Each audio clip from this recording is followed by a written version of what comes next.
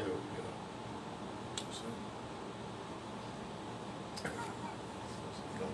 Try that.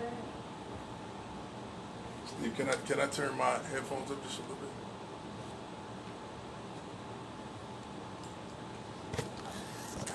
No, you good. 1, 2, 1, 2, 1, 2, 1, 2.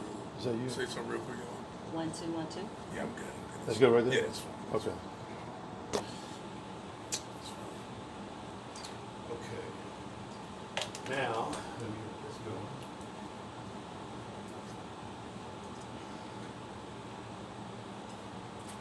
Got all the shine off my forehead and everything. You good. We live. Do we need to pause this for a second? We're not live right now. Oh, we are on No, Facebook. we're going live right now, though. You ready? Oh, we Yeah. are? Let's go. Facebook is live, All right. and YouTube is going live right now. Okay. Check it to be sure.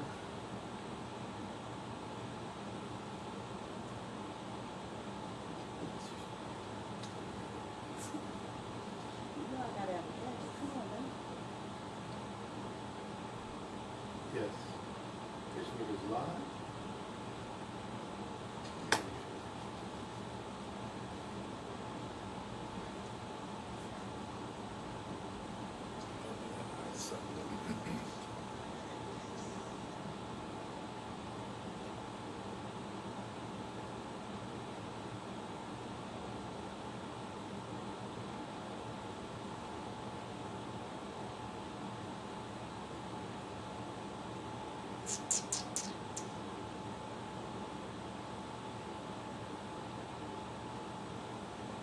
Okay. We're good to go. All right. Are we all set? We are. Let me give you a quick countdown. Yes. All right, we're going to be live in 3, 2, 1. Hello, hello, hello, everyone. My name is Yolanda Trotman, and welcome to The Conversation. Here at The Conversation, we're going to talk about it all, y'all. From sports, to the culture, to politics, to music, everything in between. All that we ask is that you are ready for the conversation, because we are going to talk about it. So before we get started, we want to make sure that you are aware of how to connect with us. First, if you're not on the YouTube page, make sure you look up Square Media Network, SQAIR Media Network, to find us on the YouTube channel, which is live right now. I'm live on my personal Facebook page, live on Instagram. You can also go to the Square Media Network Facebook page, where we're also live there. That's where I want you to start. Second thing I want you to do before we jump into tonight's topic is to make sure that you go to the Instagram page, which is the Conversation_Pod Show, and make sure that you follow there. And then when you go to the Facebook page, look for The Conversation with Yolanda Trotman. Make sure that you like us there, and then that way you will keep up with all of our upcoming shows. We are so excited. Ladies and gentlemen, this is our first show, and it was very important that we take on a topic that is near and dear to my heart, but also near and dear to my guest's heart, which is the incredible Eddie Owens. Oh, stop. And you know, this whole topic came about from this need to really talk about what is going on with music now, in terms of what we talk about, what we see, what we hear on the radio, how it's changed, how it's evolved. And when I think about hip hop, I think about the time that I first fell in love with it, when I was it was in the 80s. Right, I was in right, middle right, school. right. That's all I'm going to say. We're not going to age ourselves. We're not going to age ourselves. What? But it's so important that we have an opportunity to really, really talk about the evolution of hip hop, like where it's been, how it has evolved, who has been a trailblazer, who has been, or who has had the ability to be able to break barriers, whether we're talking about men and women, how hip hop has made us conscious. And in some ways, some people have lost their consciousness. And what does that mean for us as a culture? So our guest today is, as I said, Eddie Owens. Now, you should recognize the voice. Most people look at him and they say, God, you look like Tupac. You still get that. You got that since college. At some point, he decided he was going to lift every single weight in the gym. And that's okay. And he has been a staple on your airways for almost 20 years. Starting back in what year? 1994. Oh my goodness. Now, how old were you? I was 19, and actually, it was the summer of '94. Brother by the name of Nate Quick, you know what I'm saying? A lot of people in there know him, man. And Nate is my mentor, and God rest his soul, man. But Nate kept bugging me about doing an internship, and the first semester I came home, well, not the first semester, after the first year, because I was at South Carolina State, and he finally just got me to do it. He was like, man, look, if you don't like it, man, I just think you can do it, you know? Right. And because Nate had come to my school when I was a senior at Olympic High School. Okay, so let me stop you there. Native Right. Charlottean. Absolutely. Born and raised. Absolutely. Not many of you all around. I know. It's Okay. not many of us, you know what I'm saying? So shouts to all the Charlotteans out there, man. But that's right, Nations Ford Elementary to Kennedy Junior High School, Wow. not middle. Junior high school. You heard that. Those of us who You heard that. went Steve. through junior high Right, school. exactly. I did. Steve Rutherford heard it. Yes. Yes, he did. So I don't want y'all to get that confused. I was at the old Kennedy, surrounded by Southside. You Right. know what I mean? So, and then I went on to Olympic. But I used to do the morning announcements when I was a senior. I was the vice president of the student body. Of course you were. No, We'll get to that. Stop. Shouts to my executive council folks. And we just came up with a creative way to do it. I remember telling Carla Bryce, I said, Carla, you know, I think we need the announcements. People don't listen to them. Let's do something, you know, fun, you know, to Right. get people to listen. And so I came up with this idea, WOHS, right? So it's like a radio station or whatever. So it would come on. I did the intro for it and the whole thing. And Right. it's crazy. It just really kind of took off. We started doing giveaways. And I mean, it was really cool. Right. And Nate came to our homecoming one year, him and Easy Ice, that's my man, Big Ice. Oh, wow. You know what I'm saying? I know, you know what I'm saying? Definitely. Wow. So, Exit 4 and him. So, he came by, and we put him on the announcements. And from that point on, Nate always was like, yo, you should do something. And so, after my sophomore year, that summer, I went ahead and did the internship. Okay. And, Which radio station? For at those who don't know. Power 98. Okay. Power 98. And I started there, and it was one of those things, man, was just kind of natural for me. You know what I'm saying? It just kind of worked out. I don't know. And when I finished, Michael Saunders, who's now with iHeart, Clear Channel, Michael was the PD at the time. Okay. And he was like, man, listen, he was like, you know, I really think you could really do this. He was like, you know, I want to offer you a job. And I was like, What really? did that feel like? You know, it was really surprising, you know what I mean? Because I wasn't expecting. I didn't expect it, you know. Right. I was just, you know, doing it. I liked it, and I was going to switch my major when I went back.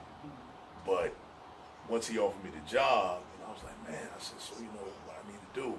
And I can remember talking to my parents, and I said, well, man, I don't know what to do because, you know, I love state, man, so I guess I'm going to go back. And my dad was like, nah, you're not going back. He was Right, like, right. you're going to have to transfer somewhere here, you know what I mean? And, you know, take the job, you know, Right. and it was part-time.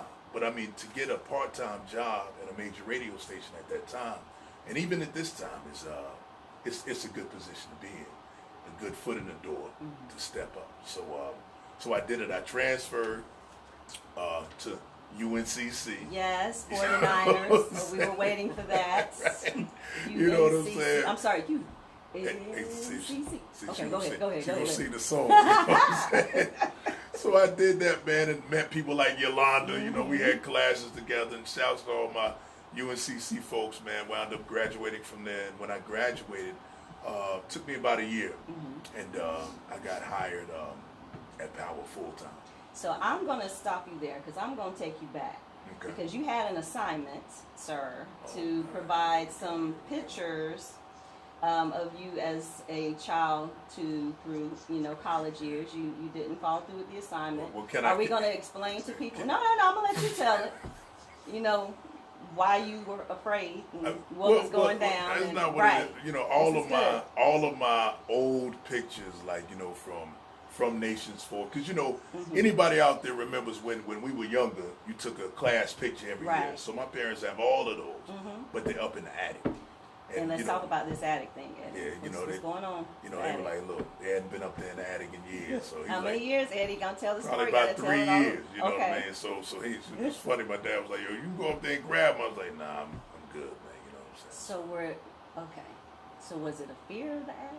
What was going on with No, the attic? it wasn't. What was the attic upsetting? Listen, you got to think, Yolanda, an attic, for those of anybody who grew up with an attic, when you go up in an attic, man, and you haven't been up there in a long time, it's cobwebs. I mean, it's everything up Right. there, Yolanda, So I didn't feel like doing the Ghostbusters deal. Right. You know what I mean? You know what I'm saying? You feel me, Steve? I didn't feel like Ghostbusting. Right. So I said, you know what? Let me just try to find another alternate route. So I wasn't able to do that. Right. In the time Okay. constraints. So, Well, in your defense, I haven't been in my attic ever.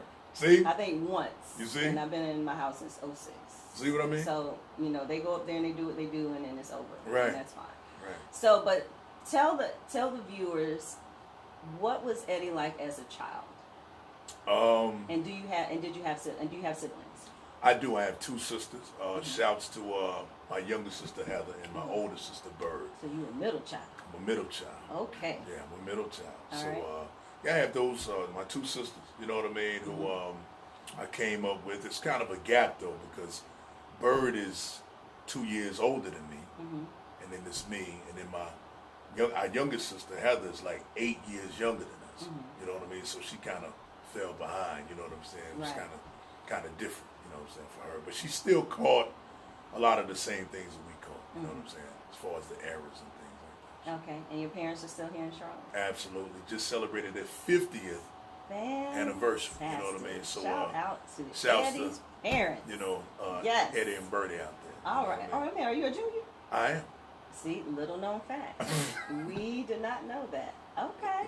So, as a kid, did you have an interest in entertaining at all? Were you the one who was always in the mix, if you will?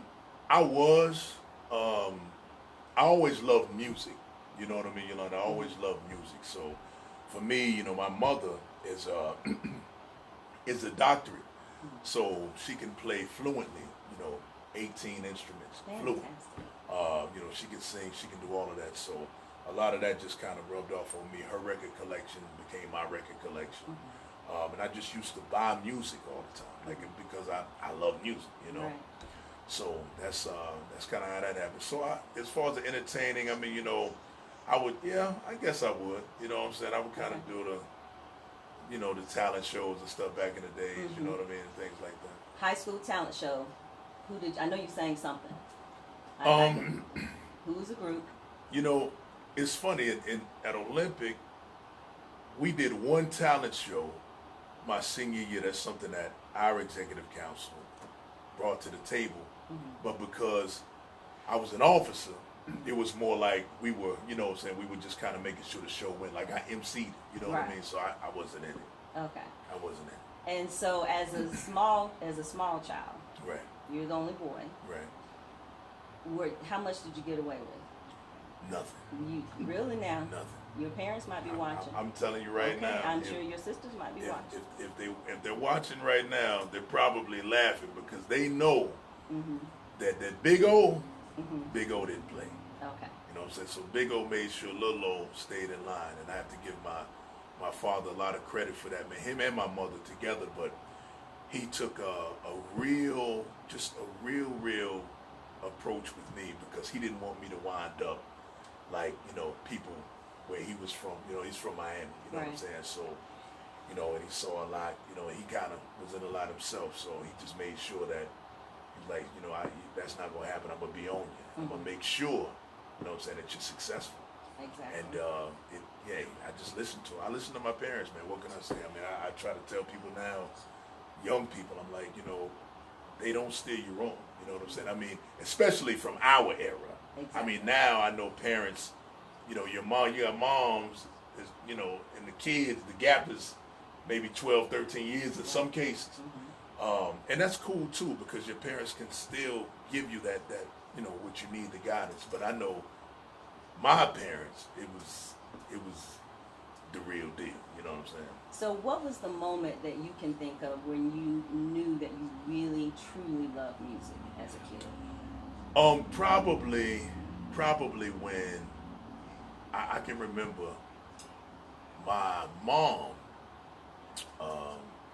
telling me, she said, look, you have to stop listening to these records all this time. Like I had a Mickey Mouse turntable, right? Didn't we all? You know what I'm saying? You Wait, really look- 45s or 33s? Well, it could play in. It could play the What? 4. It could play Okay. the 45s and everything. Okay. You know, you just open Right, them up, right. plug it in.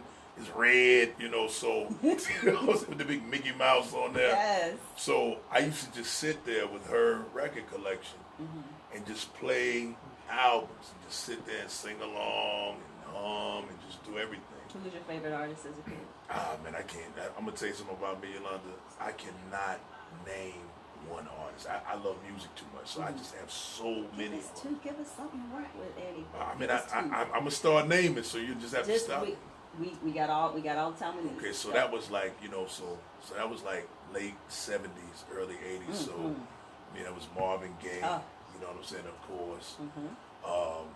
You know, Donny Hathaway for me is one of my favorite vocalists of all time. Stevie Wonder. Yes. The big Stevie Wonder fan. I was on Charlie Wilson. See, I was a Gap Band fan because I used to tell I can remember telling my mom and dad, like, he sounds a lot like Stevie Wonder because of the runs. You know what I'm saying? But Charlie's still Charlie. You know, he still Right. has this thing. But big Charlie Wilson fan. You know what I'm saying? Vocally. You know, crooners. You know, Luther was cool. You know what I'm saying? Like I What about definitely. the women? You haven't given Well, the women some love. I'm only going in. Okay. That's why I told you it's a lot now. You gotta Okay. let me roll Okay, through we're it gonna- now, okay, Yolanda. all right. Well, You know what I'm saying? we So- still in the 70s though. We don't Right, have right. all night. Right. Okay. See, that's why I told you I love music so much. That's what I'm talking. You want to talk women? Aretha Franklin. You know what I'm saying? Yes. One of my favorite female vocalists of all time, the Clark sisters. I mean, you know, I still have all of the vinyl. You know Right. what I mean from them. We still have it. I still have it. Yeah, Phenomenal. my collection is crazy. So yeah. So then let's talk about college, Eddie. Okay. High school into college, Eddie. When we're now into the late 80s, early 90s. Right. What's the first hip hop song you remember? So now if we're late 80s, so for me and you, that would be our junior high years. True, because this would be like 87, 88. 88, right. Okay. Right. So my first hip hop song, that was I have to shout out my Uncle Solomon because I would go over to his house and he had a much bigger record collection than my mom had. Wow. So I would go over there and spend Sundays and just sit there, like I said, and just Right. play music. But the first hip hop record that I ever heard was over his house, and it was Showdown. The Sugar Hill Gang meets the Furious Five. Holy cow. That was my first record and when I heard it, I was just like, wow, what is this? Right. You know what I mean? Right. And he was like, yeah, man, this Sugar Hill label, I just started buying them. So he was like, you know, I'm going to go buy all the 12 inches. So then he came back, and I mean, that's when I heard, you know, Rapper's Delight, Right. you know what I'm saying?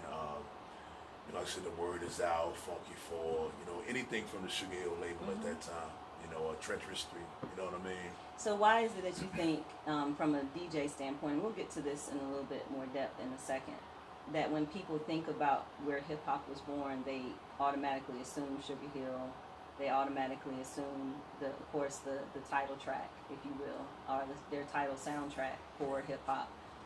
But do you think there were other artists that got overlooked in that process? After Rapper's Delight came out. I think that, well, people were actually, they were rhyming before Sugar Hill, you know what I'm saying? So I think, but it was more of like a battle type thing. They do parties, you know what I'm saying? And talent shows and all of this stuff, you know, that's where your Stoonie G's, you know what I mean? They kind of blew up or whatever, and, you know, Mo D was a monster. That's what Cool Mo D was. Cool Mo D was just lethal on the mic, you know what I mean? So, I mean, I think that Sugar Hill gets the credit that they do because of the fact that the song blew up. You know what I'm saying? I mean, it was on Sugar Hill, and it blew up. It just caught fire. But after that, everybody else started catching flame. You know what I mean? Because right after that, you know, bam, here comes Grandmaster Flash and the Furious Five with the message. You know what I mean? Which is, in my opinion, that's top 10 of all time. And when you look at hip hop records, you have to, because I think that's the first record that you have that really had what you would call the ghetto realism. You know what I mean? Kind of like I like that. Claude McKay, Harlem Renaissance. Brother, I know you're very familiar, but that's that real, broken glass everywhere. Pissing on the corner like you just don't care. I mean, Bars. the whole Go. thing. You know what I'm saying? I mean, but the whole that whole record was just genius. You know what I'm saying? So let's go back to college days then. So now we're into late 80s, early 90s, college parties. Right. You are navigating social scene. What is it that about hip hop and your experience specifically at UNCC that really expanded your love for hip hop specifically? Okay. Well, I'll tell you, that's funny because at UNCC, I met, of course, we all of the black students pretty much knew each other. We all, right. It's nothing like it is now. I mean, I see it, I'm like, when I pass y'all by don't know it, the struggle. Right. Y'all don't know the Right. joy of a cone center, Right. living room party. Right. Like we had to know it was a suitcase college. Absolutely. Uptown was nothing. Right. Like, Right. you didn't go Right. uptown Right. after 5 o'clock. It was Right. and the east side was the side. Exactly. Remember the Krispy? Okay, I'm going red. But Eastland Mall was the bomb. Oh, yeah. Krispy Oh, yeah. Kreme. It was just different. Oh yeah. For us. It was. At that point, but It was. But okay. But I'm sorry, I just had a moment, y'all. You good. It's just Good. so different now. Right. It is. It's But, very different. But when you are thinking about early 90s hip hop, and you're getting ready to transition and come into your own as a radio DJ, what songs do you feel like are your soundtrack at that time? Well, at that time, like I said, I'll start at 94. So that summer was the summer that Bad Boy dropped. Ooh. So you had Bad Boy drop that summer. You also had LaFace had put out Southern Playalistic, Outkast. You know what I mean? Yes. They did the Christmas joint, 93, Christmas 93, so it rolled over into 94 and then boom. So 94 was an important year, man. You had a lot of things that really came out that year that were just really pivotal. But I definitely feel like with hip hop, even though that album dropped in 93, it bled over to 94 too. And that was Wu-Tang, you know what I mean? So you had Wu-Tang at that time, which shouts to Demo. You remember Demo? I remember Demo was the first person who was like, they were like, yo, you know what I'm saying? It's Wu-Tang's, you know what I mean? But I mean, definitely them, but I feel like Bad Boy was special because it was the first time, because at that time, urban radio, it was still playing hip hop, but it was day partying. Right. Like you couldn't, people our age, they remember that. You'd be like, man, I can't hear no hip hop till 6 o'clock. You know what I'm saying? I can't hear no hip hop till the mix Till come about on. 9 o'clock, Right. in the quiet storm, and that's a wrap. Right, exactly. You know what I mean? So when that came along, that whole era, I feel like, Craig Mack, Flavor in Your Ear, and Biggie, the way Puffy dropped him, the whole Big Mac thing, which me and you talked about. You gotta tell. You gotta share that story. Okay, and that's one of the first promotional pieces that I got working there as an intern. Phil Van Poole, shouts to Phil Van Poole, who was the Arista rep at the time. He brought us the promotional pieces for it, and it was a carton that looked like a Big Mac. You know what I mean? But it was on one. You open it up, and in one carton it was a tape that was big. On the other side it was Mac. Wow. So it was the Big Mac. You see what I'm saying? Wow. So he dropped Big and Craig, and that's just a small piece of the genius of Sean Combs, because the dude is a marketing genius, and he had a great team too. But that was dope. But I feel like when Flavor in Your Ear blew up, the day party, it went out of the way. You know what I'm saying? Like that record started getting played at 12 noon. Then it started when 10. You know what I'm saying? And then Juicy. Those things. So they kind of infiltrated urban radio as we know it today. Now, you listen to urban radio, hip hop station, that's all you hear. Right. You know what I'm saying? You hear more hip hop than R&B now. You know what I mean? So on the young end. So yeah, I would say those were the pivotal records at the time. I think Death Row was pretty cool. Because next year, they signed Pac. Pac left. But even before then, before Death Row, I mean, when he was just still with Interscope, you know what I'm saying, as a solo artist. I mean, Me Against the World, that was '95. But that whole '90s when we were in college, right, that was a special time for hip hop. And so at that time, you were interning, but not yet at the station full time. Right. I was actually part time. Okay. I was part time. Like fall '94 is when I got out, so I was part time. So how was that for you? Because that was such a big deal at that age. Obviously, being in school, in the middle of all that, how were you balancing all of your responsibilities from the radio, with school and everything else? And with that, Yolanda, that's where, like I said, that's where, the blueprint of, mom and dad, you know what I mean? So it was like, you gotta, what you have to do. I know when I grew up, me and my oldest sister and even my youngest sister, but for me and my oldest sister, it was even more prevalent because it was real clear, when you graduate, you're going to college. Right. If you don't go to college, you won't live here. Correct. It's as simple as that.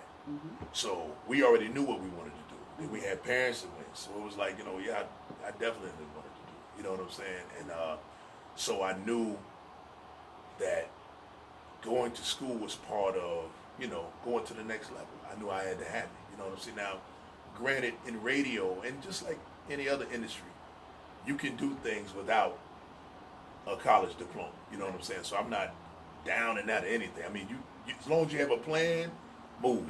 We just talked about Puffy. He went to Howard for a year. You know what I'm saying? So, and look at him. He got more money than most of the graduates did. Right. So I mean, combined. Right. Literally. Right. You know what I'm saying? So trust me, I'm not looking down on that. I know people get funny about that sometimes, but for me, I knew I wanted to do it, and I knew my parents wanted to see me do it. So I didn't. You know what I mean? So I mean, I had to really buckle down. That's why, as soon as I went to class and things, Yolanda might not tell this story, y'all. Oh, wait a minute, sir. What's getting ready to happen? No, go ahead. But she would see me running from there, Yep. going to work. You know what I'm saying? Because I had like 3 jobs. Foot Locker, the radio you station. Oh yeah, on the weekends. Wish I knew that back then. Yeah. You got a discount? But you know it. Okay, 35% back then. What? Oh, it was going down. Okay. I digress.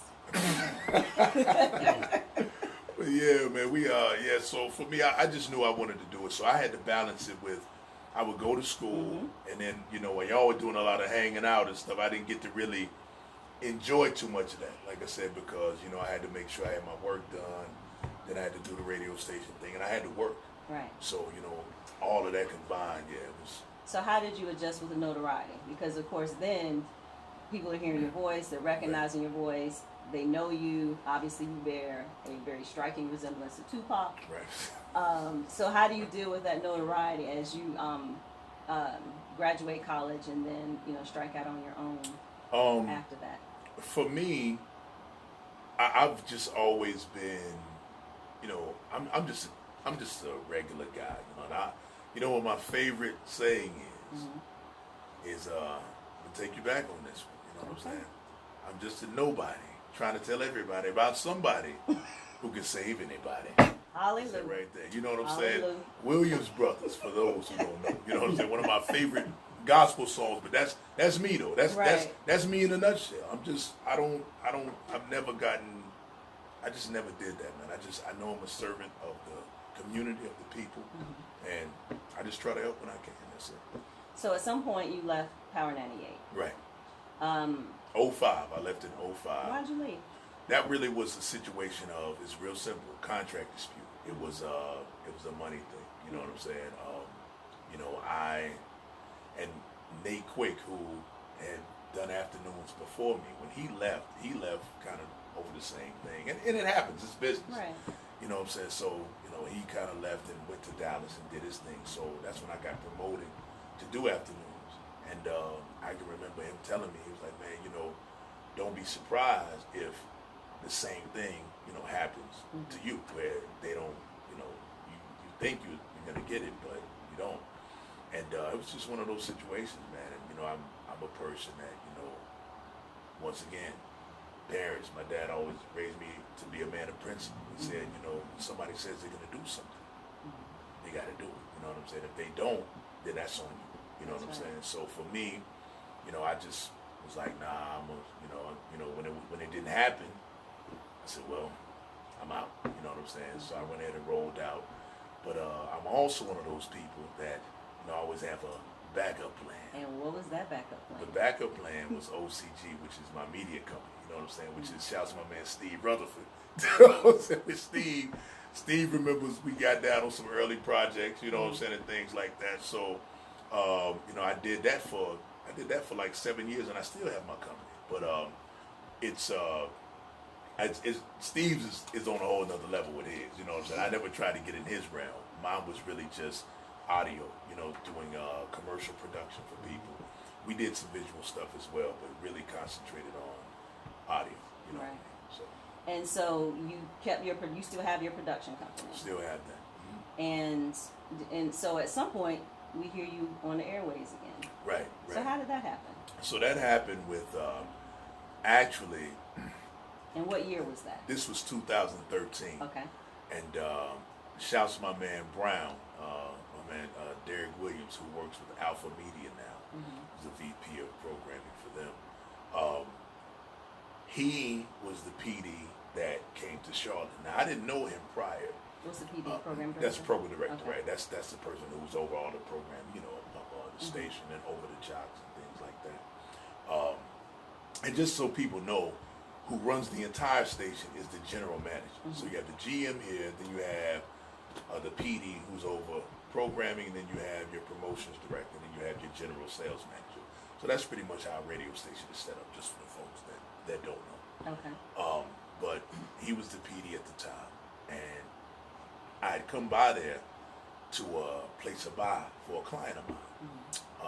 And Sherry Edwards, shouts to Sherry, she was outside, and she was the rep that I used for Radio 1. And I came by, dropped off an envelope, and her and Brown were actually on their way out to lunch. And she was like, yeah, Eddie, this is our new PD, you know what I'm saying? I said, what's going on, man? What's going on? So, we dapped it up, now we doing what's up, right. And he said, man, you look familiar. And I said, man, you look kind of familiar too, you know what I mean? So, and then after that, I just kind of let it roll. And I remember later on, she called me and she said, hey,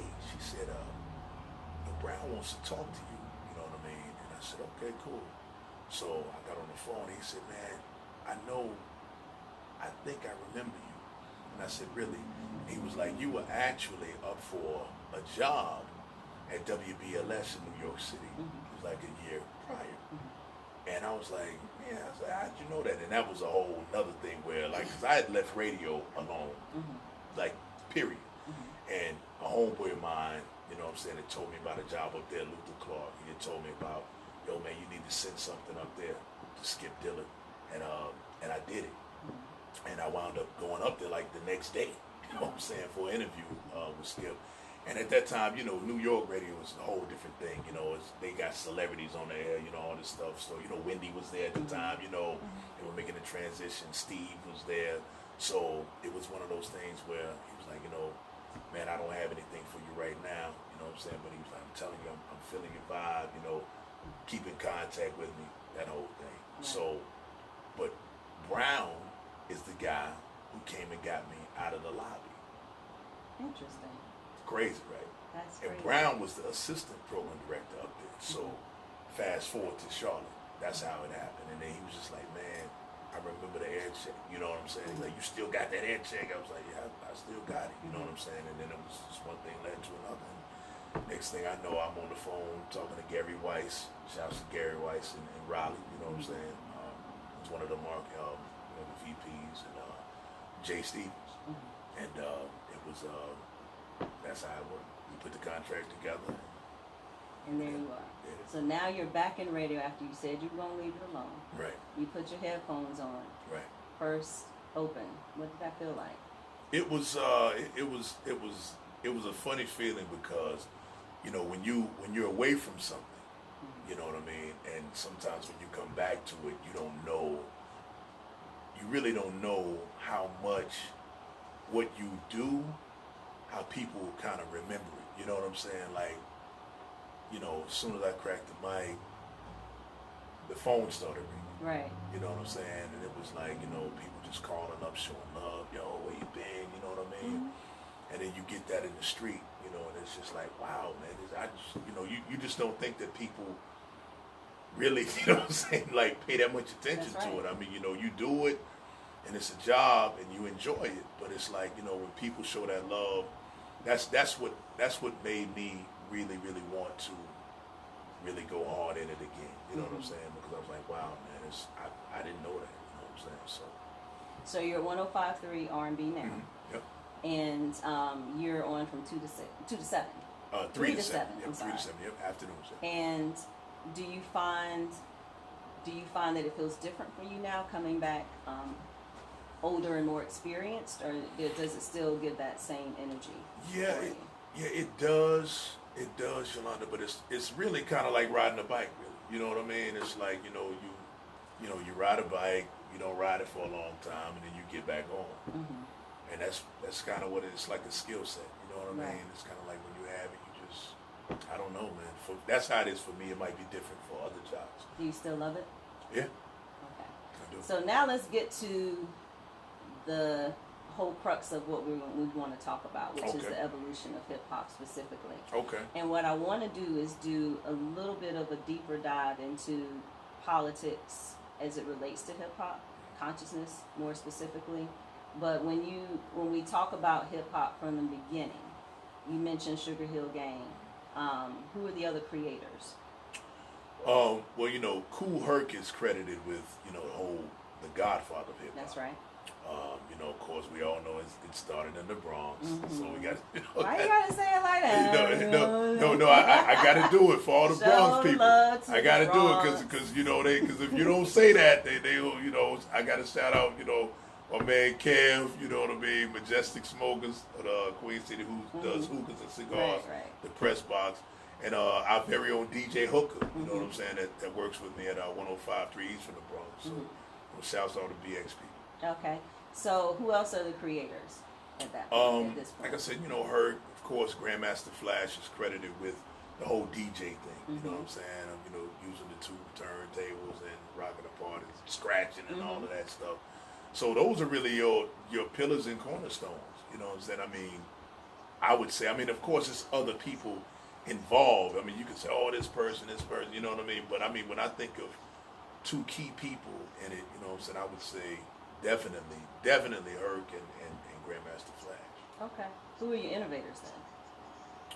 And there's so many of them. Like I said, the Cold Crush, like I said, Spoonie G, Mo D, you know what I'm saying, Treacherous 3, of course, the Furious 5 and Grandmaster Flash, Sugar Hill, a lot of those guys, man. I haven't heard a woman yet. Well, I'm gonna give you one now. Okay. Actually, and they were signed to Sugar Hill. Angie Stones. Get out of here. Angie Stone was a rapper first. Shut the front door. That's the truth. Angie Stone's in Get out of here. I think Little known Black History is the fact. group it's Sequence. Is the Sequence? I think it's. I'm not sure. It might be Sequence, but yeah, Angie Stone rhymed. You know what I'm saying? So I would say they were really like the first female, MCs, and then you had, like I said, then, you could go when you start going into the '80s, like the mid '80s when hip hop really started kind of catching that boom. You know what I mean? Because in the early '80s, you still had this person, that person. Then around '84, here comes Houdini. You know what I mean? You still had, but around that '84, '85, '86, that's when the door just kind of kicked open. So. I mean, you got a lot of women who, of course, Roxanne, you know what I'm saying, of course, Shantae, Dimples D, who a lot of people forget about, you know what I'm saying, that was one of my favorite records. So now we'll shift gears. So we have our Houdinis, we have late 80s, now we turn to 90s and the movement starts to shift Right. a little bit. We have our conscious raisers, those who are committed to telling the story through hip hop, but also raising our level of consciousness as Black people. Part of one of my favorite eras, because we're talking about early 90s, everybody was wearing red, black, and green. Everybody was wearing medallions. There was a different feel to hip hop then. So who are the artists who were really committed to raising the consciousness? Well, I would say for me, the first really conscious group that I really grabbed the hold to, like, just really was like, wow, this is dope. It's got to be Public Enemy. You know what I'm saying? It's got to be Public Enemy, and that was from the first album, from the Yo Bum Rush the Show album. See, most people don't even know about that album. Yeah, that's what started. That was the first right, one. That was the first one. I mean, because, you know, that kind of put me in a place with them, you know what I'm saying, where I see where they're going. And then, you know, when they dropped in 87, when they dropped, you know, It Takes a Nation of Millions, I mean, it was out of here, you know. But, I mean, you got a lot of, I mean, I was just telling somebody this the other day, you know, Chuck D is the first person that I ever heard mention Chesimard. Like, he's the first person I heard say that. A lot of, even Farrakhan, you know, I mean, I knew about Farrakhan before then. Right. But, I mean, he really brought him to the forefront for a lot of people when he said, you know, a follower of Farrakhan, don't tell me that you understand until you hit a man and don't believe the hype. So, I mean, it was like, people were like, well, who is Farrakhan? You know what I'm saying? And you start searching. You know what I mean? You start reaching out to find out, you know, what it is, you know, and I mean, it's just even I mean, there's so many of the, you know, the records on their albums, man. I mean, where they talk about Black leaders, you know what I mean? And people would just go and research, you know, and find out what it is. And it was so clear. Right. Like, you could understand every word. And the flow, the lyricism of it was so much deeper. Any other favorite conscious raisers? Like I said, PE was dope. I feel like KRS-One did a good job. And KRS did it in a way when he dropped the By Any Means Necessary album. That was 88. But I remember when he dropped that, you know, Chris came from a different perspective. You know what I mean? His perspective was more, it's the leaders are there, but let's talk about Black people. You know what I'm saying? And let's talk about what we need to do, you know, as people. You know what I mean? And I tell you, my philosophy is still one of my favorite records, you know what I'm saying, of all time. Because I mean, that's just 4 minutes of dopeness. You know what I'm saying? I mean, and the things that he's saying, the things that he's saying in the record are still relevant. I mean, the album, I mean, you know, Stop the Violence, that was 88. You know what I'm saying? You know, and these guys are talking about some real positive things. And, you know, he was the one that really put together the whole self-destruction. Oh, which is just exactly where I was. You know, that's I still know everybody's line. Yeah. Like, I can start now. We don't have that kind of time. Right. Today's topics. Right, yeah, exactly. Okay. All right. I'm sorry. Good. Woo! That is my jam. It's crazy. Oh my God. Crazy. And can you imagine hip hop artists in 2019 having something like that now? And I think, what's the answer to that? I mean, on that level that specifically talks about issues from Black on Black crime and how we need to come together as a people so that we don't self-destruct. I think that you have certain artists who kind of touch on it and who kind of give you a, you know, who try to enlighten. Right. J. Cole, Kendrick, Of course. you know what I mean? So, you know, those two, they definitely try to kind of spark that a little bit, you know what I mean? And then you have other people that really aren't on that level. You know, there's a whole another level of hip hop that's kind of, I would call it underground. You know, and I'm what gonna have you saying? hold that thought because we're gonna do a little bit of a deeper dive into underground hip hop, Right. and that's in its impact. Who are the rebels of hip hop? When I think of rebels of hip hop, like I said, I definitely have to say PE. You know what I mean? And I'm gonna tell you another rebel in hip hop. It was Ice Cube. Eazy-E, Dr. Dre, MC Ren. I mean, NWA. I mean, that was definitely rebellious. You know what they pulled off. And I can remember when that album came out. When Eazy-E's first album came out, I was like, that is Right. this is wow. Like, you know, I mean, just all the Can you cursing. say that? Right. It Wait a was minute. right. You know what I'm saying? Another rebel I would say would be Luke Skywalker, who was even before them. Like, you know, the Two Live Is What We Are album, that was 85. So that was 85, 86. So that was pre-NWA. When he was doing what he was doing. You know what I'm saying? You know, and Luke. When Freaknik was still around. You know, Right.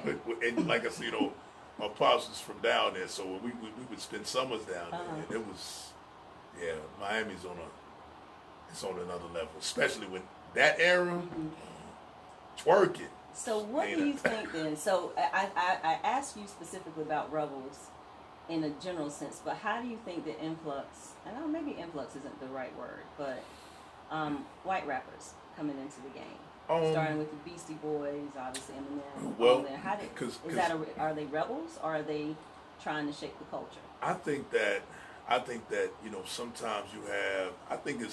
This is just my opinion. I feel like when you look at hip hop today, I think it's amazing how it's grown because we saw it at the inception, and you know, in one place I can remember my dad saying when Run DMC was out, he was like, man, I remember when they performed on I think it was on the American Music Awards. It was like 84. I mean, it's like, man, that stuff ain't gonna last. You know what I'm saying? And it's still here. You know what I mean? And I mean, it just to see what it's grown into, I think it's amazing. But I think that going into other cultures, you know, like what you say about you know, about white rappers. I think the Beastie Boys, to me, that album was dope. I mean, License to Ill. License to Ill was a dope album. It was. And I think when you look at their perspective, what they were rhyming about, like I said, if you go to like, you know, LL back then, like we were talking about PE, and a lot of people were rapping about a different thing, you know, in hip hop, of course, because it's from the streets. Right. A lot of it, you know, you're gonna talk about the surroundings. So here go the Beastie Boys talking about drinking beer all the time, right? Partying, you know what I'm saying? You know what's relatable to them, and I think that's what's so fascinating to me about hip hop is there's a place for everybody at the table. You know what I mean? If even Vanilla Ice. I mean, he had his place. I mean, me personally, you know, I mean, like I said, you know, I couldn't help it. I'm sorry. You know, I wasn't a fan of the record. You know what I mean? I'm a Queen fan, so that's what made me like the track. Right. You know what I mean? Right. I love Queen, so as soon as I heard it, I thought, like, that's Under Pressure on the radio. Right. And then it was some dude. Okay, stop. Collaborate and listen. I'm just like, it's like, oh, okay, this is right. Yeah, I can't do it. You know what I mean? Okay. And so, last but not least, before we get into the other piece of it, ladies first. Who are your quintessential female MCs? So, like I said, it's hard for me to name a few. So I'm gonna just run through something quick because I know time. But like I said, Dimples D. You know. And for those people who don't know who she is. Right. She was probably Dimples D was one of the first. She was pre-Roxanne Shante. And that was Marley Marl's first female MC. You know what I'm saying? So I look to this day like this one of my favorite records. She just rhyming for like 5 minutes. You know what I'm saying? Just killing it. And I was like, damn, female did that, you know. And then bam, here comes Roxanne Shante. You know what I'm saying? So the real Roxanne, you know, she was cool, but I think when you got into the late 80s with Queen Latifah, you know what I'm saying? I think Latifah did a thing. Moni Love had Love her. Yeah, you know what I'm saying? She did a thing with the native tongue and all of that stuff. So that was cool. But when you're talking about just real dope lyricists, like I said, I'm gonna tell you somebody who didn't get the shine they deserve. Antoinette. Antoinette. Yeah. Boy. Yeah, like a female Rakim, you know what I'm saying? And then, of course, you got to hand it to Light. Oh, of course. I mean, you got to, Light, and her and Antoinette were beefing, you know what I mean? The whole 10% diss and all of that. But, I mean, Light was dope, real dope. moving into the 90s, you know, the Brat, you know what I'm saying? So, I mean, there's a lot of them, man. You know, of course, Kim and Fox, you know, I'm big Right. fans of both of them. But I'm going to say something, man. I'm going to be honest with you. Lauren, Interesting. lyrically, You're right. Lauren, I was just listening to How Many Mics the other day. Mm. Come on, man. Lauren, listen to it. Go pick That up. and her MTV Unplugged. Oh, yeah. Oh my gosh. And the thing is, what's so crazy about it is Lauren is a super dope MC, and that's part-time. Right. Like, she sings the other part. Mm-hmm. You know what I'm saying? Right. So she's lethal in both arenas, but yeah, lyrically, man, Lauren, oh, it's crazy. Okay, so then let's talk about radio from Okay. your perspective. Right. And then how was that addressing the issue with underground music, with your mixtape? Well, let me back up before we get into that. What's on your first mixtape that you made, if you remember? Your first mixtape that all of us had to do from the radio. Right, you told So me. we had to hit it the just pause, right at the all of right that. moment. When the, Well, mine started when I got a box for Christmas. You know what I'm saying? Because what brand? I got the JVC joint. You know what I'm saying? And mine The actually. gray one? Mine was gray. Okay. It was gray, and it had the detachable speakers on it. But did it have two? Did it Of have course, a come dual on, it cassette? had a dual cassette. You know okay, that, man. Hey, with the EQ, with the lights. Oh, you know yeah, what I you mean? fancy. Oh yeah. You fancy, Oh, yeah. We Those- went in. We didn't have that. Yeah, we didn't have those types of coins. That's okay. That's okay. Listen, But the EQ was only 3. hey, listen, mine Yeah, came out of yeah. Kmart. Mine came straight out of Kmart. So Wow. trust me. Okay, so you make your first mixtape. As It best was- you can remember, what's on it? The first song that I recorded, and I can remember this. I was talking to Michael Saunders, who used to do afternoons on Power 98. This was '84. Oh wow. And there was I remember and this goes to show you about the day party of hip hop, and he was like, yeah man, he's like, y'all keep calling me about this song, I'm gonna go ahead and play it, man, because y'all love it so much. So coming up, he was like, I got Luther Vandross, I think it was like Samuel, it was somebody else, Freddie Jackson, I think it was, he said, and then UTFO with Roxanne. So we stood by the radio for it took him 45 minutes. We said, me and my sister, I got mine downstairs, she's upstairs, like, you ready? I said, I got it, I'm ready, I It's got on it. pause, you got to record Right. button, pause. 'cause Pause. It's on and popping. And as once soon they as stop it came, talking. so that right after the drop, yo, PM, started, you know what I'm saying? So we got it. And then I used to record mixes on the weekends, because they used to have the Friday night and the Saturday night master mix. Mm-hmm. So I used to, the Sandman, I think, yeah, he was the DJ then. So we would record a lot of that, you know what I mean? 'Cause like I said, that was when you would get, the Right. hip hop, so. And so then there becomes this trend for, well, I guess what was the phrase was coined for underground hip hop. Right. What does that mean to you as a DJ? Underground hip hop to me kind of came. That was more like, I would say, in the 90s. I think because that's when, like I said, hip hop started to split, because you had hip hop that was commercial. Mm-hmm.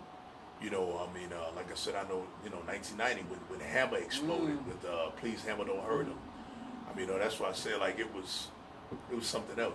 You can't touch this. It was all over the radio. Right.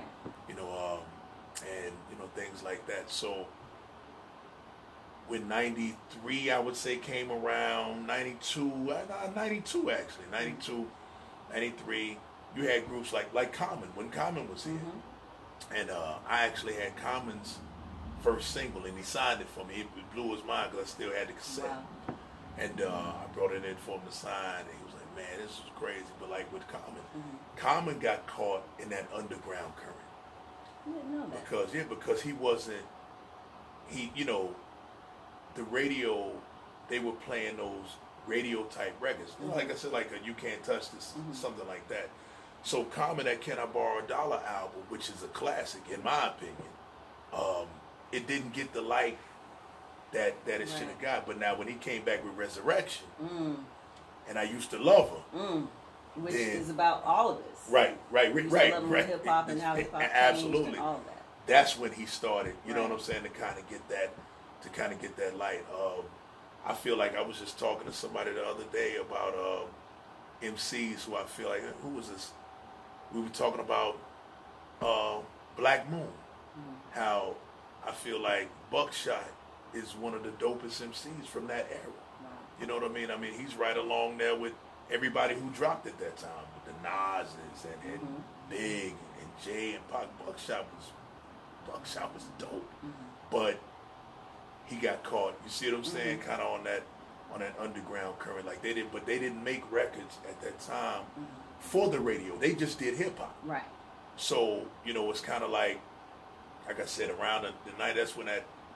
Okay, if your record sounds more radio friendly, we can spin it more. Right. You know what I mean?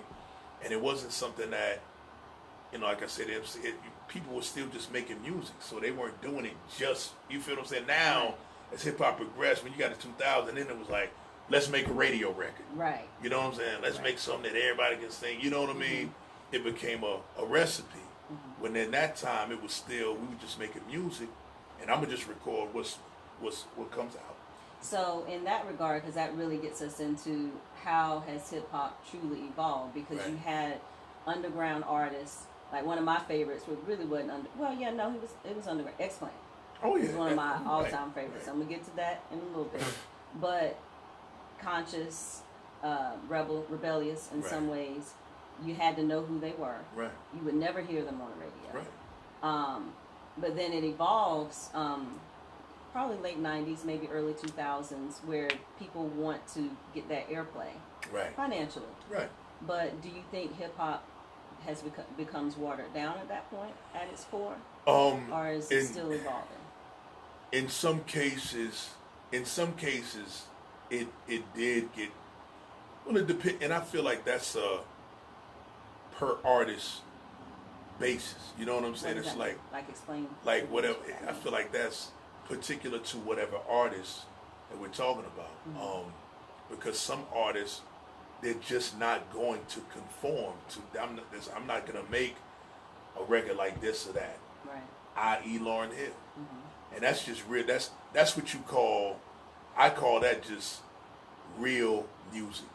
Because when the Fugees did the score, it wasn't for them to get on the radio. It was just like I said, that's just what happened. You know, I mean, Killing Me Softly, oh Lauren, you can sing, why don't you just do this? You know what I mean? So, and I mean, like, it's something that radio just took a hold of, you know what I mean? And so that's kind of what summed up, in my opinion, what summed up the 90s is, people just throwing that whatever they do out there, and we see if it sticks. If the radio likes it, cool. If it doesn't, we're still going to do our thing. Gangstar is a prime example. I mean, that Hard to Earn album, Mass Appeal, I mean, that was, I'm saying, Twig, you know what I mean? Right. But they didn't get the radio play. They got it in the mix shows. Oh, yeah, or definitely in the club. Right. And that's what I'm saying. Right. And they still were able to survive. You feel what I'm saying? Like, they didn't have to have radio. You know what I mean? And I mean, even Big didn't have to have radio. It just happened. You know what I mean? So he was still big on the street as well as radio. You know what I mean? So. And so, do you think that has helped hip hop? I think radio has helped hip hop. I think it's definitely helped to get it to a bigger the stage you see it on now. Right. I don't think it could have been there without radio. So when did you see the shift from an industry standpoint of how radio started to shift to what urban became defined as more hip hop? Because before you might hear a song here or two, or here and there, but to see how some stations evolved, got that urban hip hop or that urban station tag, and now you're hearing hip hop all the time. When did you start to see that shift? Like I said, it was definitely when I got into radio, which was '94. That's when I really started seeing a lot of those artists just get that love. You know what I mean? The records became so big, we had to play them. You know what I mean? Radio kind of got forced into that, which is good. And so now, in the age of social media, and being able to stream and not having to use radio at all, building your following through YouTube or whatever, iTunes, whatever the case may be, how has that affected hip hop in a broad sense? We'll go a little bit deeper, but in a broad sense. I think it's really helped hip hop. I think that is what held so many people back for a long time. Mm-hmm. Is they didn't have that platform. Right. And I think that, I was just talking to somebody about this the other day too. You look at people like Luke Skywalker, like the 2 Live Crew. Luke has been putting out his own records since he started. Mm-hmm. He's been independent from the jump. Mm-hmm. You know what I mean? And that was in the 80s. Right. The mid-80s, you know what I'm saying? Mm-hmm. So then you look at, in the 90s, who kind of took Luke's recipe and really took it to a whole nother level was Master P. Mm. Because here it is, nobody wants to give me the deal. Okay, well, let me just do it myself. Right. You know what I mean? And we saw what he did with No Limit. You know what I mean? How that took off. And then, the whole South getting its identity in hip-hop. I feel like, like I said, I feel like you have to credit, in my opinion, you have to credit Outkast for that, to really bring the eyes to the South. That's right. Like I said, 2 Live was out before then, so I would never disrespect 2 Live Crew, because I was fans of them back in the days. The Ghetto Boys, 1990, Rap-A-Lot, with, another big radio, blew up at radio. My mind's playing tricks on me. So Scarface is definitely, I would say Scarface is probably one of the first big lyricists from the South, because Scarface can really rhyme. He's really dope. You know what I'm saying? Super dope. Okay. But then when Outkast came out, I think that's when people were like, because Southern Playalistic got a platinum album. You know what I mean? Then Goody Mob came. So I feel like that was really when it was like, yeah, now y'all see how we doing it down here. We got some boys that can really spit. You know what I mean? That can really, really rhyme. So and then it just went on and on. And like I said, and when he grabbed it and he ran with the baton a little bit, you know what I'm saying? Now, his sound was different. Now, lyrically, he was no Andre Benjamin, you know what I'm saying? And no Antoine Patton. It wasn't like that. No. But though, from a distribution standpoint and a business standpoint, it definitely makes sense. You got to give P credit for that, because from a business standpoint, he killed it with that. He did. With the whole No Limit thing. He killed it with that. So I'm gonna pop quiz you. We're gonna go back to what something we talked about earlier, but I want you to focus on 1990s. Okay. And then I'm gonna ask you the same questions for now. So, best lyricist. I'll give you 2. Early 90s. Best lyricist. I know that's hard. Man, I shouldn't give you hard questions out the gate. I'm sorry. So we're gonna go early 90s. I'm gonna say early 90s before. Let's say pre 94. Okay. Let's say 93 around that time. So I'm gonna give them to you. I'm gonna give you Nas, which came out 93. You know what I'm saying? Illmatic's 93. Okay. Absolutely. And then I'm gonna give you Buckshot. And people need to be Googling. Right. Like who? Black Moon. The name of the group is Black Moon. You know what I'm saying? The name of the group is Black Moon. Okay. But the name of the album is Into the Stage. But Buckshot was dope. You remember the song Who Got the Props? Yeah, check that. I might have sent that one too. You know what I mean? But Buckshot was dope. So I would say those 2 were catalysts moving into that. You know what I'm saying? Into that. Before, since we're saying early 90s, before 94. Okay, crowd mover. Man, crowd mover in hip hop. 90s? I don't know, man. I would probably say crowd movers, people that I saw perform. I'd probably say Outkast for me. If we're saying early night, because when they came here to Charlotte, they killed it. They were really good on stage. And because you got a lot of people that were dope, but they're not good on. Well, I'm not going to say they're not good on stage. They're just not animated on stage like that. You know what I'm saying? So I'm gonna say Outkast, but I'm gonna say Busta Rhymes too. I'm gonna say Busta too, because Busta came. I remember he came in. Busta was all over the stage. Right. You know what I'm saying? I mean, Busta's that's just his thing. You know what I mean? Some people he's a dope MC too, but I mean that's his thing. You know what I'm saying? Performing, he's dope. Best storyteller. Oh man, that's in '90s again. Nas. That's interesting. I would have thought you would have. Storyteller. Yeah, Nas is. He's dope. I mean, you got some other ones. I mean, like I said, I mean, Big is dope. All those guys are dope. Tupac, I'm gonna put because you said Finally. You said I can name two, right? Yes. I can name two. Yes. So I say Nas and Pop. Okay. But I was waiting. I said, "Come on now." Yeah. Somewhere. Yeah, I would definitely say Nas and Pop for that. Okay. Conscious builder.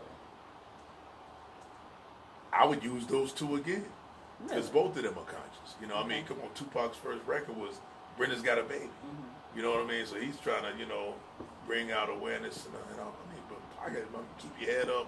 You know what I'm saying? I mean, that was real conscious. I mean, come on, you can't get no more conscious than that. Okay. Crossover artist. Early 90s. That's an easy one, Ed. I don't know, man. I mean, who you gonna say? Who you gonna say? Yeah, clearly. Well, That's easy. yeah. I mean, yeah. I mean, come on. We all either had or wanted to have hammer pants. Let's just put that That's out true. there. Our marching band, shout out to TWND High School in High Point, North Carolina, which I was a drum major. There's a story here. I need you to work with me. Okay, so I graduated in 92. Right. We had a marching band, which was the bomb. Mm-hmm. However, like we all, like as the drum majors, there's 3 females. And Can't Touch This was our breakdown song. Okay. And we had hammer pants made. We broke it all the way down. Somebody got a video, VHS somewhere, Lord help us all. Somebody, can we please Yeah, get that? can't rotate. We're not rolling tape. Maybe on the next We want to get that. We want to get that. But yeah, I mean, and I say that as that's one of the only songs we probably could have played on the field. There's very little hip hop that I think we would have been allowed to play. And we had to learn it on our own. There wasn't sheet music. Right. Somebody had to write it. We had to figure it right. out and play it then because it wasn't, only so many things were acceptable. Even we had to be very careful even when we were doing the dances. To be careful. Right, to not offend. Right, all of that. So would you agree, Hammer, or someone else? No, Hammer definitely. I mean, and the reason I was saying it is I was like, I mean, I kind of felt like Hammer had started his crossover like on the first album. You know what I mean?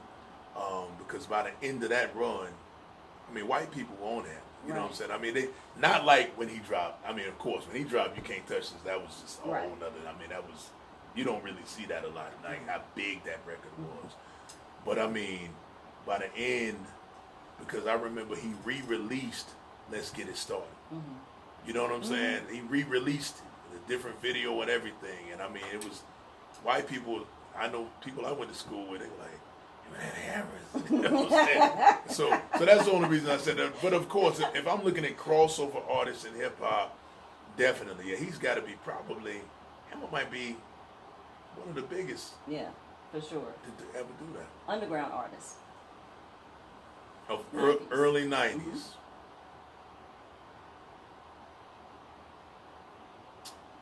I think, like I said, I would have to go back to, like I said, I'd probably have to either go, there's a couple of ways I could, but you said I could pick 2, right? So I would say, like I said, Black Moon, and I would probably go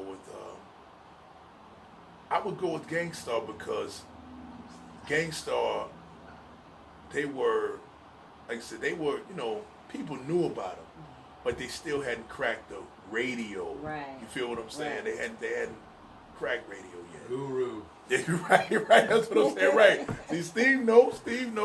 So I would definitely say, yeah, Gangstar, absolutely, because early '90s was like Step Into the Arena. So now it's 2019. Same questions. Best lyricist now. I'm gonna say this, because I can go with 2. So I'm gonna say right now, for this generation, out of the young people that I'm hearing, you know what I'm saying? I'm not going to talk about existing artists. I'm gonna talk about for the young generation, I would have to definitely go with Drake.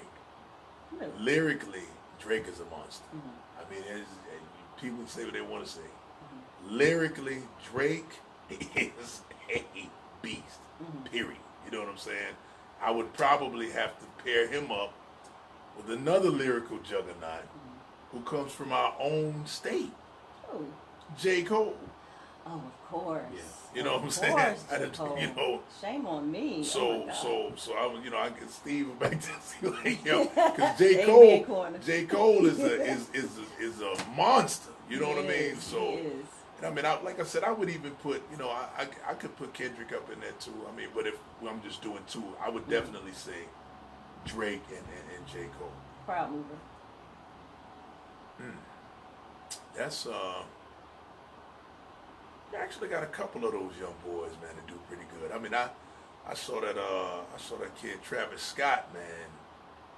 I mean, that was amazing, man. I took my niece to that show. He was all over the place, Right. hanging from, you know what I'm saying? I mean, but with them is so much of that though, because that whole the trap movement, you know what I'm saying, with the beats and everything. A lot of them just get real. They just get so hyped, you know what I mean? So,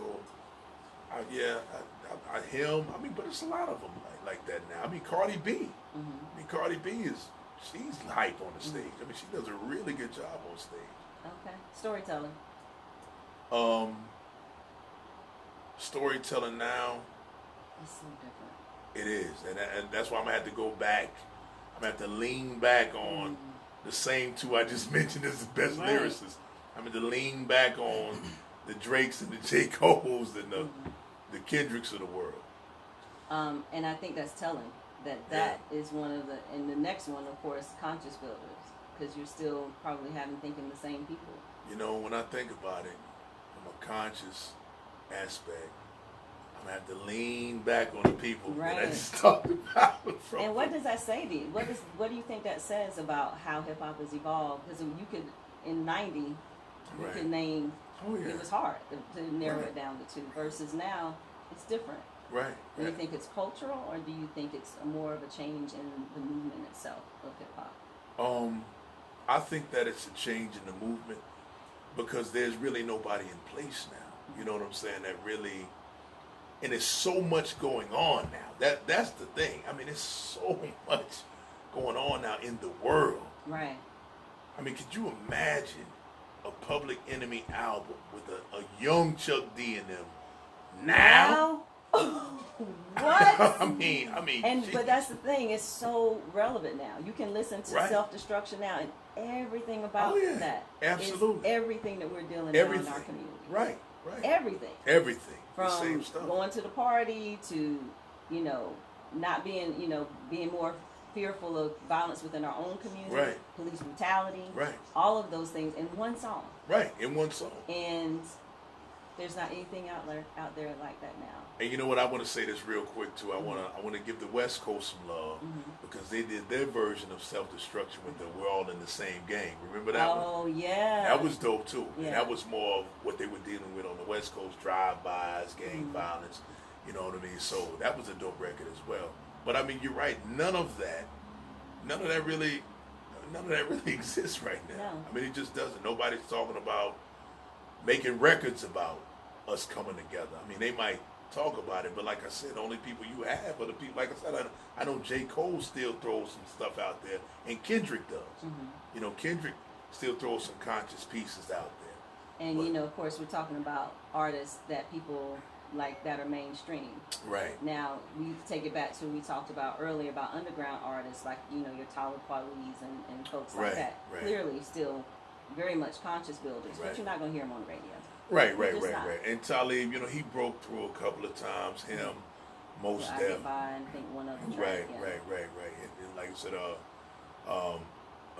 the Blast. Remember? Yeah, You yeah, know what I'm saying? Which was that's super dope.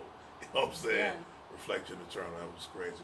But to me, you're right. Those guys, him, most at that time. But they're doing a new Black Star album. Did you hear I that? didn't know that. Yeah, they're working on a new album right now. From what I heard, Mad Lib is doing the production on it. So I know that's gonna be a monster. Crossover artist. Now, Mm-hmm. it's a ton of them. I know. Because all of them cross over. It's like all of them. Everybody that comes out now, because that's just the climate. That's how big and how I would say commercial hip hop has gotten to where now they have a hit record, it can float over to a top 40 station just like that. That's right. I mean, Bodak Yellow blew up on the urban station first. Then a couple of weeks, bam, Right. it's on the pop station. Right. You know what I mean? So just like now, it's the chick Lizzo. You know what I mean? So Lizzo just got a #1 record. I think the Truth Hurts record. So I mean, but here it is again. She was pretty much underground. Right. Slipped up, boom. You know what I'm saying? Blew on the urban side. Went right over to the pop side. You know what I'm saying? I mean, and once again, these artists are not trying to do that. Like I said, you know, that it's not. I mean, you know, trust me. I wasn't in the studio, but I know Cardi wasn't in there. Like, yo, I want to do a record that's gonna cross over. No, that was just. You know what I'm saying? That was just, which I can appreciate that. Right. Because I feel like when you do music, it should be from the heart. It should be whatever you want to put out. You know what I mean? If you want to put it out, put it out. It shouldn't be, you know, you shouldn't have any dictation. You know what I'm saying? Like, you know, I want to do it because of this. You know what I mean? Do what you feel. You know what I mean? Do what you feel. And underground artists now.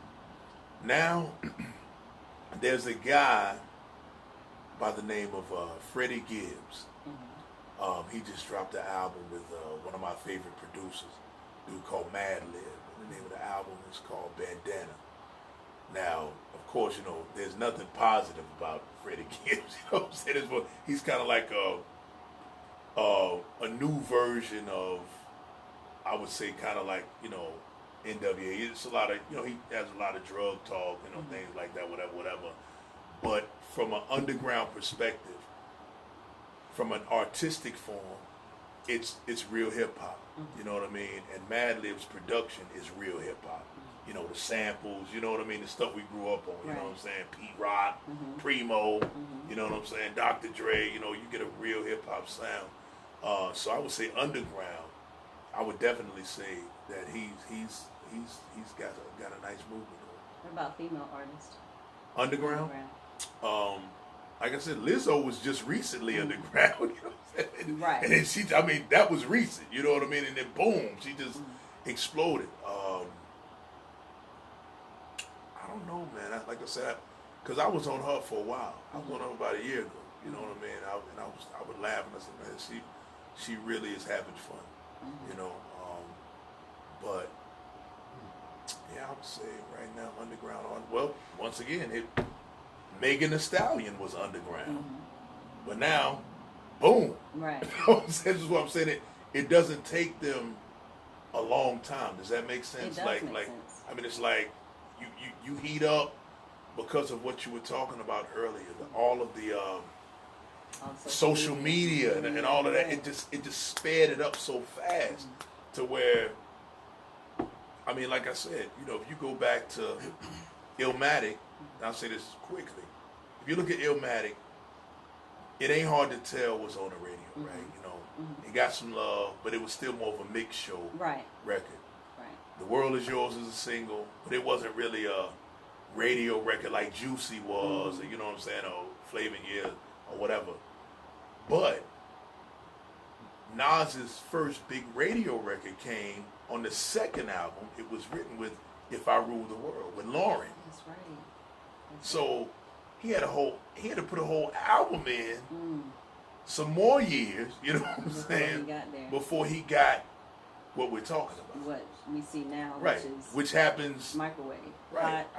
Hot, not gone, here, there. And that's that's the key what you just said too. The longevity is not there. That's right. You can look back 2 years and look at the charts and all of the people that were bubbling. That's why I have so much respect for Drake. Because Drake has done something that they're not doing that. Drake came out in 2008. Right. He's still hot in 2019. I mean, and he's still the top. Right. You know what I'm saying? I mean, he's still at the top of the game. So you don't really see that these days. You know, most of the time, a lot of people that came out of '08, they're gone. You know what I mean? I mean, we would see artists come out, you know, they at least do 3, 4 albums before, you know, if they didn't catch fire anymore, because that's the industry. You know, I mean, you know, everybody's not going to be hot for a long time. Right. Everybody can't pull off Mary J's run. You know what I'm saying? They can't do that. You know what I mean? But you know, or like we're talking about Jay-Z's run. I mean, LL's run. Look how long LL's been running. It was '85. I mean, he just stopped really doing music 3, 4 years ago. Right. So I mean, you know, so yeah, I mean, it's everybody can't do that. And I think part of it is, and it's so telling on this side, there isn't the main things that hip hop I think was designed to do, which was to tell stories, to build consciousness, to move the crowd. Like it's hard to find that organically now. Right. I'm not even going to, mumble rap is a whole nother conversation. I just can't. Trap music, I really can't. Right. But you know, because for me and hopefully for a lot of people who truly love hip hop, that's what you want to hear. You know, that's what you want to move. That you want something that moves you. You want something that you're going to think about. Or what does that mean? Or it's clever. Like there's not a lot of thought put into it anymore the way that it used to be. That's very true. And so, you know, as it evolves, like what does that mean? Because this is what our kids are listening to. And if they're not hearing the consciousness, if they're not hearing the stories that are speaking to the black experience, what does that mean? I think it means that we need to, as a people, and I mean, in a creative space with artists, you know, I wish that some artists would think like that. And like I said, you have some who are doing that, but they're underground. You know what I'm saying? I mean, they're underground. You know, it's not really it's not popular amongst, you know, their peers, where, like I said, in our era, it was popular. You know, if you were coming out spitting something positive, people wanted to hear that. You know, and it wasn't just the music; it was the culture. It was the values. It was how we dressed. It was how we carried ourselves. With the time where most women we were wearing baggy pants and whatever, and then how that changed. So it. I don't want to get too much into that because that's probably for the next episode. But it does. Absolutely. I mean, it impacts the culture, and I think what we want viewers to really think about is what does that mean for us as black people? Like, and do we bear responsibility for that? And what is it that we're letting our kids listen to? You know, and is that we really want our babies to hear mindless hip hop? Do we really want that? Do we want them to just be able to recite the lyrics of a crossover artist that doesn't have substance? So just like you were talking about, as a kid you used to listen to music all day, for that kid who loves to listen to music all day, what are they hearing? And what does that mean for another generation? Especially in that early to mid 90s time period when you said very clearly hip hop, when it became more commercial, if you will, urban radio became more accepted. And what that looks like. So in general, what are your thoughts on that before I get to the last part? My thoughts on just in general, as far as how hip hop has evolved, and how do you feel like it has impacted us culturally? I feel like it's impacted us culturally. I feel like it's just continuing what it's always done. Because, like I said, even from the early stages, it impacted people, the dress. You know what I'm saying? The hairstyles. You know what I mean? We all had asymmetric. Right. Said, and that's what we getting ready to do. And I'm gonna gel it back. It's gonna be hard as a rock, but I'm gonna have my waves and with my earrings on. Absolutely. I mean, hip hop is always. Wait. You had biker pants with the sensitive T-shirt. No. I just said that. She's trying to get me, Steve. She's trying to get me. You know what I'm saying? Come on, everybody had the biker pants. Either black or black with a little color on the side and the T-shirt. I never did the biker pants. I never did that. The ladies, we all did. Oh, yeah. Well, we used to love when y'all did. Right. You know what I'm saying? Because that was provocative. Oh, right. Exactly. Back then, like, that was provocative. You know what I mean? Yeah. So, I mean, but I feel like it's done there. I feel like hip hop is just still doing what it's doing. You know what I'm saying? I mean, as far as impacting us culturally, I mean, there's good and there's bad too. but that's hip hop. You know what I mean? Like I said, I mean, the first person I heard talking about cocaine rap, what I call drug rap, of course, was Ice-T. Right. With 6 a.m. You know what I mean? You know, I was like, what in the world? Can you say that? I was like, really? And that was like I said, that was before. And then Right. after that, then came Eazy-E. You know what I'm saying? With Easy Does It album, and then came NWA with the Straight Outta Compton. But yeah, when I heard that, I was like, what's he doing? Then when I saw the album cover, you know what I'm saying? His first album cover. And Steve remember that. His ex-wife Darlene was Right. on the cover. I was like, wow, really? Right. In the 2-piece. Google that, y'all. Haven't That seen that album cover. That was the Ron Page, and then the Power album cover was I got to post to that one. You know what I'm saying? Wow. So I'm, you know, but it's still impacting us the same way it is, and I think you just have to grab the good out of it. You know what I'm saying? Yolanda? You have to grab the good out of it because, like I said, even in our eras, there was still you had some negativity, but you had the good, and I think now the balance is off. There's hardly no good. You know what I mean? I feel like, you know, like I said, with us, there was good and the bad was here. You know what I'm saying? It's like 75-25. Right. You know what I'm saying? Now it's the scale is switched. Right. You know what I mean? There's so much negative. Everybody's selling drugs. Everybody's shooting. You know what I'm saying? I mean, in the club, popping right, bottles. right, popping bottles. You know, the women. Whatever you know, sex is gonna be, right, whatever exactly. that looks like. I'm getting money. It's all the same thing. So it's like, you know, you rarely have those good messages you talk about. Few and far between. I'm excited. We have an artist coming up. I'm not going to tell you who she is, but I'm going to post her information. Okay. She's actually living here in North Carolina. Okay. And she embodies, even at her age, some of the consciousness, the storytelling, and her background is just fascinating. I'm not going to tell you that yet. You have to wait for it. But she's, you know, that's the type of thing that I think we're missing to, you know, pull people from the underground to the main stage, but not necessarily having to go commercial at the same time. Can I say something real quick? Sure though? can. And this, I'll make it real quick. Hey, you don't have time limit, Steve. How we doing on time? We good? Oh, we good. We good. Go. When you talk about conscious, I'm gonna add one. I'm gonna add one person to that list. And you were talking about females. Rhapsody. So if people haven't gotten into her yet, get in. You talk about now. Look up her. Yes, as far as absolutely. female MCs now, that's the standard. I mean, Rhapsody is she's like a new version of Lauren, but she's herself. You know what I mean? But yeah, Rhapsody. Excellent. So the next thing is what I call can't look. Okay. So 4 to 6 questions. You don't get to think about it. Okay. They're not hard. I promise. All right. Name a place you would visit tomorrow if you could. Tomorrow, Vegas. That's all? Yeah, I love I'm not judging. Okay. I love Vegas. Yeah, I guess you can't talk about it, huh? You just got to stay there. I just have fun out there. I bet you do. All right. Okay, name a place you could visit tomorrow if you could with a passport. You know what? I've been wanting to go here, man, and that is Nigeria. Interesting. I've been wanting to go there, man, because I think it's Lagos. It's a city out there, right? It's crazy out there, man. I've never seen it. You know what I mean? So I kind of want to see what a major city looks like on that side, because I've seen them here, of course. Right.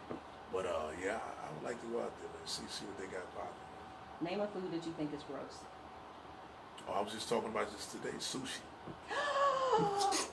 I can't stand sushi. Oh my God! I hate I don't sushi. have pearls to clutch, but I think I just blacked out a little. I'm gonna tell you right now. Oh my God! For me, Steve. I need a moment, Steve. Cut it. I can't. I'm done. That's it.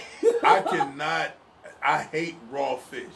Oh. I hate raw fish, and even the cooked sushi. I remember when I was in LA some years ago, and they were like, "Oh well, it's fine. Well, we have cooked sushi."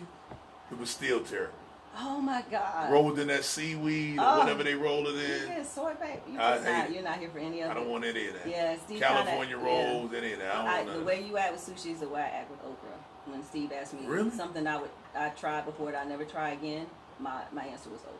Have you ever tried fried okra? We're not gonna go down this road again, Eddie. I'm just trying to tell you. Okra is gross. It's not. The devil's vegetable because I do not trust vegetables that are hairy. Listen. Okra is naturally hairy. Everybody says, "Oh, it comes from the motherland," and that's great, but that ain't got nothing to do. Listen, check it out. No, I'm gonna tell you right now. I reject that. I'm gonna get you some Church's chicken okra, and you'll change it. First of all, the devil is a lie. No, I'm telling you. We only do it when you can cheat. Only when you can cheat and eat some fried food. I eat fried food. I'm saying the devil is a lie because I'm not doing that. And you just okra eat one. is gross. You I don't eat care. one. You can fry it till the cows come home. It's gross. It's slimy, and it's. But it's not hairy. the slime. Like for me, I can't eat okra regular either because of the slime. Right. But I will eat it when it's fried. Okay. I will eat it when it's Well, fried. I mean, okay. The way you feel about sushi is the way I feel about okra. Okay. Can we just agree? Okay, on that? okay. Okay. What is your proudest moment as a child? As a child, does that go up into when I graduated from high school? Sure. That Well, was you're not a child. I mean, you're a teenager. Right, Can we keep it like elementary school? I would probably say elementary school, probably graduating from Nations Ford. That's probably Nations Ford Elementary. That's probably my proudest moment, man. Knowing, getting ready to go to junior high, I was real happy about that. What was your favorite subject? I've always been an English guy. Mm-hmm. Always have been. Cool. If you had a choice between two superpowers, being invisible or flying, which would you choose? It's not random. Just roll with it, Eddie. And probably invisible. Why? Because I've seen the movie Hollow Man. Have you ever seen Hollow Man? Yeah, you want to get away with stuff. You messing with folks, doing stuff all in the middle of the night, nasty. You know what I'm saying? I mean, nasty. I always thought that movie was crazy. You know what I'm saying? But it's cool. It was kind of cool how nobody could see him. You know what I mean? Right. So, yeah. Then he went crazy. Yeah, tried to kill everybody. Yeah. That's when it went bad. Right. I don't want to do that part. You don't want to do that part. Yeah, I don't you wanna just do want to that be part, invisible and do stuff when Right, people don't know. Like sneaking in, slap Right. Steve in the back of the head. You can't like go into the bank and take money because Right, be money floating in the air. Yeah, you just want to know. do fun stuff. Yeah. You know what I mean? Yeah, kind of like Wonder Woman in Invisible Jet. Like, why is the jet invisible and she's not? That's dumb. Yeah, Okay, I thought that sorry. was real crazy. Yeah. Yeah. So, what's the funniest thing that has happened to you recently? Man, the funniest thing that happened to me recently, probably walking into the press box, because we do Friday nights out there. Mm-hmm. Walking in there to the live broadcast, and some young ladies were sitting at a table, and they had a birthday party there. So when I come in, I always like to show people love. Hey, what's going on before the broadcast starts? There's really not a lot of people there at that time, of course, because it's 9 o'clock. It was like 8:50. So I came by and said, hey, ladies, how y'all doing? And I slipped. You know what I'm saying? Because somebody had spilled a drink right there. Let me tell you, man, I did a split. I did a straight up a Simone Biles. A Simone Biles split, man. You know what I'm saying? Well, I had to go see the sports medicine doctor the next day. Yeah, man, I almost had the LeBron, almost did the groin pull. Oh, thing. It was my crazy. goodness. It was like, But did you get up? yeah, I did get up. Did you finish the broadcast? I did. And you are a soldier. I did, yeah. Yes, sir, you are. Yeah, because I didn't feel like it, but I did it. Did they laugh at you? Of course they did. You know what I'm saying? No, but it ain't on YouTube, so nobody. Right. Nobody saw it. Nobody. Okay. Yeah, right. But now everybody knows. Don't you love it? Oh boy, you wild, man. You wild. And finally, what is your personal hip hop anthem? What is that song? It's too many to name. Give me two that just when you hear it, it's like, oh, you just go crazy. Oh, that's just too many records, man. I know, because you know a lot. That's too many. I mean, seriously. I mean, that's a lot of. I know. I could say beat, you can do this. Okay, I'm gonna say I'm gonna go from the beginning. I'm gonna go from the beginning real quick. Eric B for President. Ooh. I remember when I first heard that record. I was walking in Skate Palace, and they used to do you could skate, and then at 9 o'clock, put your skates up, and they had the party at 12. Yeah. And I remember Easy Ice, shouts to Easy. Easy was a DJ. And I came through the door, and I remember when he started that, well, clap your hands to what he's doing when the beat sound. I was just like, we were bobbing our heads, me and my man Rob Scott was like, this is kind of dope. When the bass line dropped, dun, dun, dun, dun, dun, I was like, man, this is stupid. And then when Rakim started, I still get the same feeling. When I hear that record now, right, I get the same feeling I did, man, in 86. The same exact feeling. What, any other one you can think of? I know there's a lot. It's a lot, but I'm gonna go from that era. Criminal Minded. When I first heard that, I was just like, I didn't know what to expect, because at first I was like, what is he? I said, this dude can't even sing, man. You know what I'm saying? When he was to begin to master, bounce, bounce, bounce, bounce, and I mean when that joint come, I was like, knocking. Can I share mine? Yeah, please, Okay. please. Still self-destruction. Of course. Because I legit know everybody's verse, like Right. the whole thing. But that's like, a classic. The whole thing. And Funkin' Lesson. In fact, that's my trial song. So like when I'm getting ready to go into a jury trial or a trial that I know that's probably going to get on my nerves, Right. Or it's going to be crazy, Right. or the other side I know is crazy, Right. that's my song. So Funkin' Lesson by X-Clan. So when you go in there, and because I've never seen you in the courtroom, you know what I'm saying? So when you start, you always tell them, freedom or death. this is protected. Wait, we shall all be moved. Then glorious. This is protected by the red, the black, and the green. With the what? With the key. Sissy. What? Oh my God! I said it in my head. You know what? And glorious. I gotta Got my shout hand up out. in there. I Yes. gotta shout out my man Ron Holland that works with me, man. Ron Holland, who does our community affairs. He's our community affairs director at Radio 1 Charlotte. That's his favorite group. Is it really? That is his favorite group. We need to talk. He's always trying to sell me on, hey, you don't give Brother J his credit. I'm like, no. You don't. Brother J was nice. Brother J was nice. But Brother J came here. Quick story. Came here in 2000. I have to tell this. no, go ahead. 2000, I think 8. They had just released another album. But Brother J was here. I want to say, what was that spot over in our neighborhood theater? Yeah. Guy I was dating at the time, I told him I was a huge X-Clan fan. He didn't really believe me. Right. When that song came on, I stood up in the chair. They had to make me get down out of the chair. I lost my entire... And I got to meet Brother J. Oh, see, that's good. Oh, I was such a groupie. Did you get a picture? No. But we didn't have Well, it was 08. We didn't have... We didn't have the all camera we had phone. was like a flip phone. There was none of this taking pictures shenanigans. There'd be none of that. Right. But yeah, I was standing in the chair. Like and it was like those theater seats. Like I stood in the chair. Wow. Like I meant that with my whole heart. Like that was X-Clan, that was a strong album, man. Yep. You know what I'm saying? To these black And everything was a story. Every track was a story. Yeah. And every track had consciousness. Yeah, he was How right. could polar bears swing on bonds of gorillas, please? I'm sorry. Okay.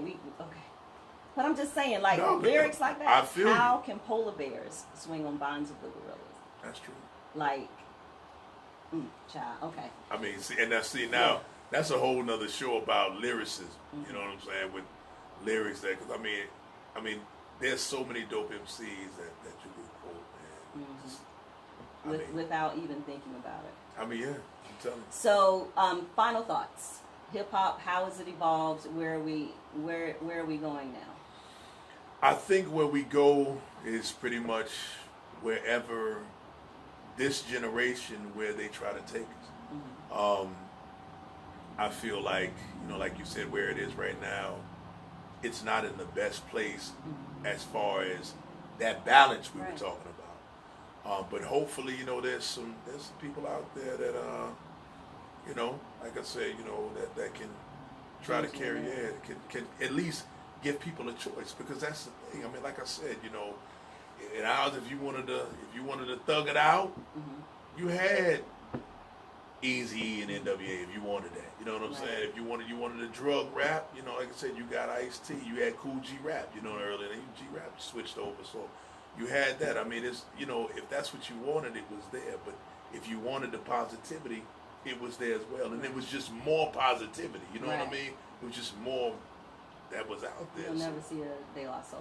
Oh until man, they that the whole make native or- tongue. I mean, Yeah. I feel like De La Soul. You know, we haven't even talked about Tribe. Oh, that's a whole nother. That's a show whole by nother. itself. That's what I'm saying. That's why I'm not even. You know what I mean? I hadn't really got into all of that because I know what it is. But you're right. Hopefully somebody, Yolanda, will come along and, you know, like I said, give us more of that. Yeah. Like I said, you have the Rhapsodies out here. You know, I said the Coles. You know, the Kendricks. So Eddie, thank you.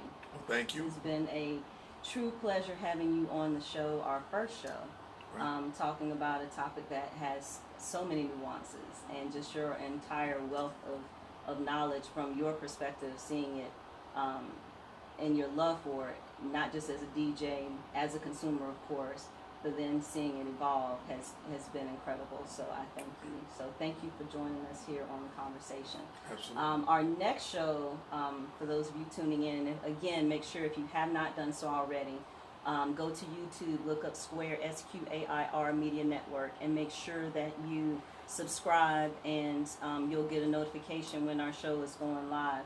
But our next show, which is next Friday, September the 13th, another live show, features a good friend of mine that I met about a year or so ago. I had the pleasure of meeting Les Brown when Okay. he was here, and being able to break bread with him. And I met Tiki at the time, and we became friends after that, and had an opportunity to see Les when he came the next day after he had done his show here. So Tiki's coming to us all the way from Texas, where he Okay. is an author. He is an actor. He was in Friday Night Lights. Okay. Yeah, and some other things, but his story is so phenomenal. Like, you see a movie like Brian Banks that kind of tugs on your heart. Right. Oh, it's nothing like his story. Being able to read what is coming out, and they're getting ready to make a movie on his story, and from everything that he has accomplished, despite all of the things that literally could have killed him. Wow. Made him stronger and made him to a mogul in the oil and gas industry. So we're really excited to have him on the show and to talk about what the Tiki Factor really means.